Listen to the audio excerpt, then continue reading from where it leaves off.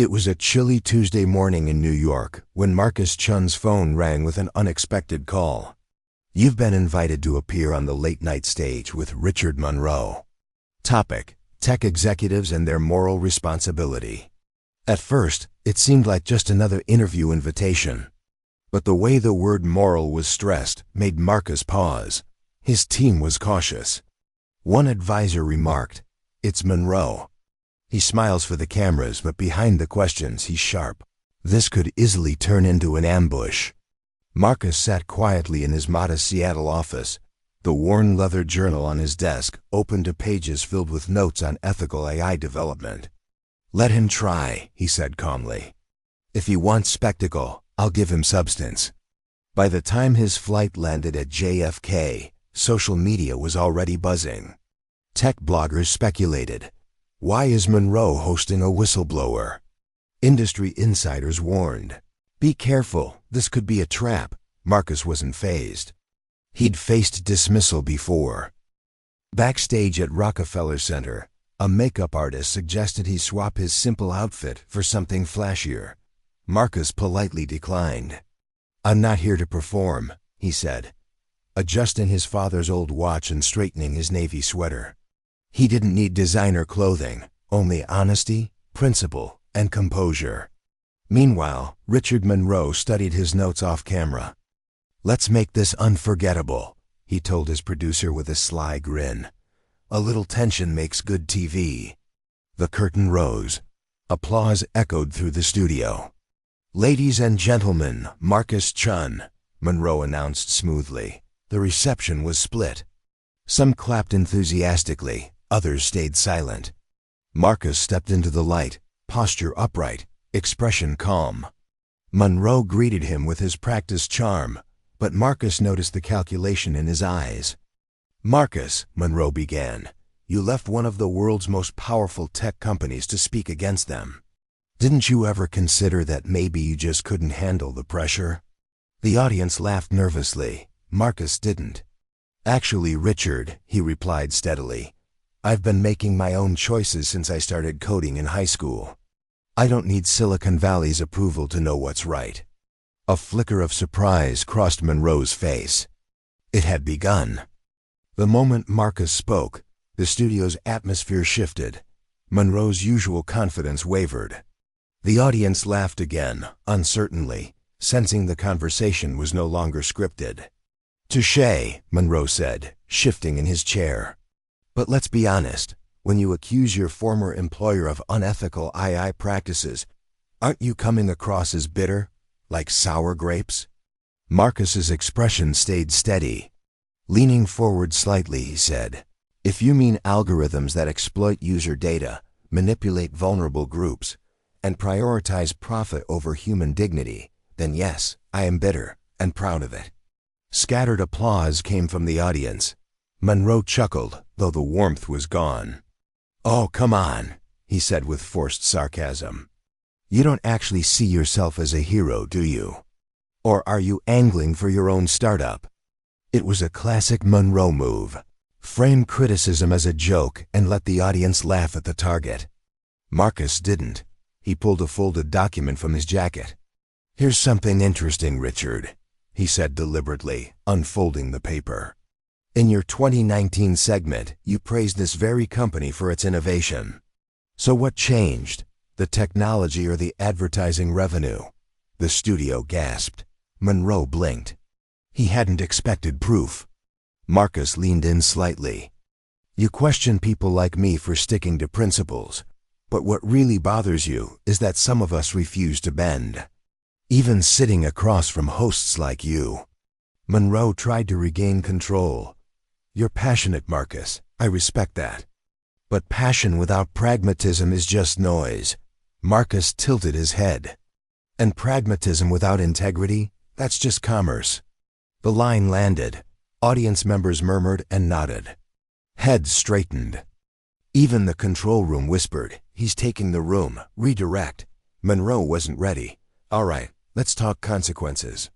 You blew the whistle, but thousands lost jobs when stock prices fell. How do you justify that?" Marcus remained calm. I justify it knowing temporary discomfort is better than permanent harm.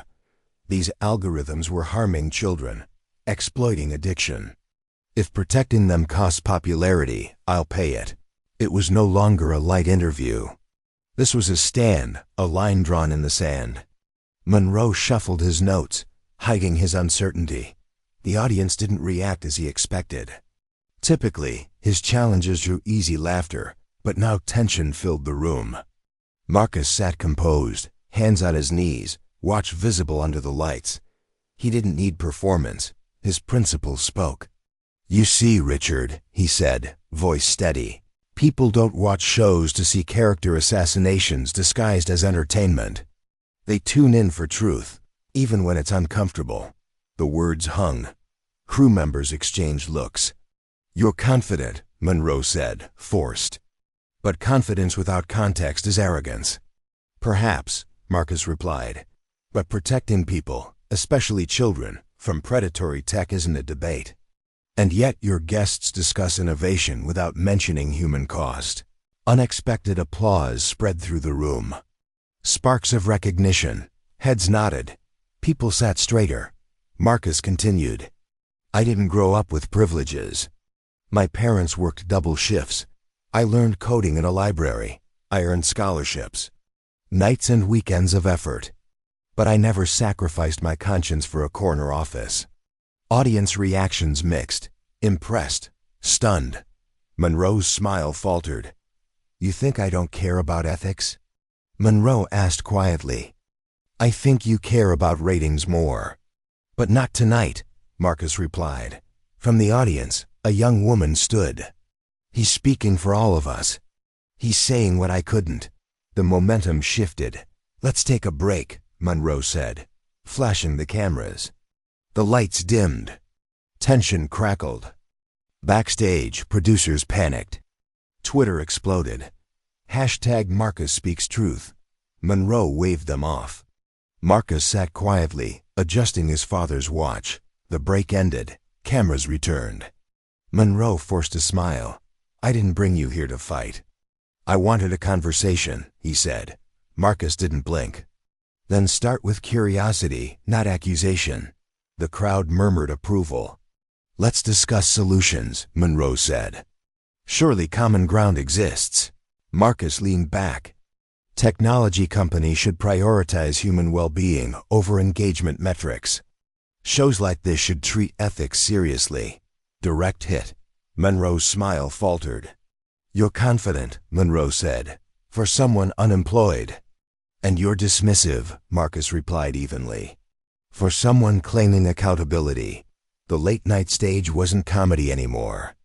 It was reckoning. Monroe's control slipped. Marcus let moments breathe. "You invited me here, yet treated me like a problem before dialogue began," he said. "You questioned my motives, implied bitterness, suggested ignorance of business. Now I'm confrontational? That's theater, not conversation." Applause erupted, growing louder. Monroe attempted humor.